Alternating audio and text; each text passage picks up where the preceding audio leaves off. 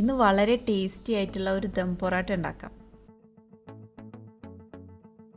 ആദ്യം നമുക്ക് പൊറോട്ട സെറ്റ് ചെയ്തെടുക്കാം. ഒരു മൺകലത്തിലേക്ക് കലത്തിൻ്റെ സൈസിൽ വാഴയില കട്ട് ചെയ്ത് വെച്ച് കൊടുക്കാം. അതിൻ്റെ മുകളിൽ ഒരു പൊറോട്ട വെക്കാം. ഇനി ഫ്രൈ ചെയ്ത ചിക്കൻ ഇട്ട് കൊടുക്കാം.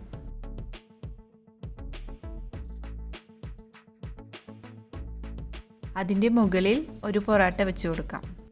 പൊറോട്ടയുടെ മുകളിലായി ഇനി ചിക്കൻ കറി ചേർക്കാം.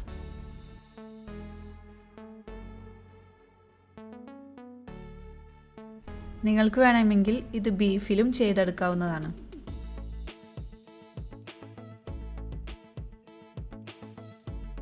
ചിക്കൻ കറിയുടെ മുകളിലായി വറുത്തെടുത്ത സവാള കൂടി ചേർത്ത് കൊടുക്കാം.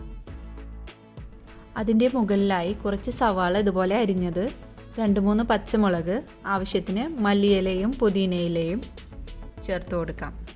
ഇനി അതിൻ്റെ മുകളിൽ ഒരു പൊറോട്ട കൂടി വെക്കാം.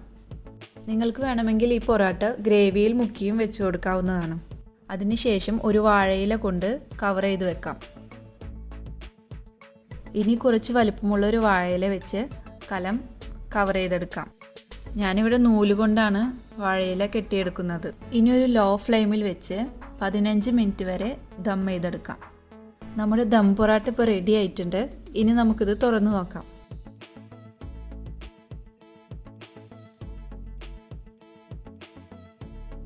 നമ്മുടെ വളരെ ടേസ്റ്റി ആയിട്ടുള്ള ദം പൊറോട്ട റെഡി.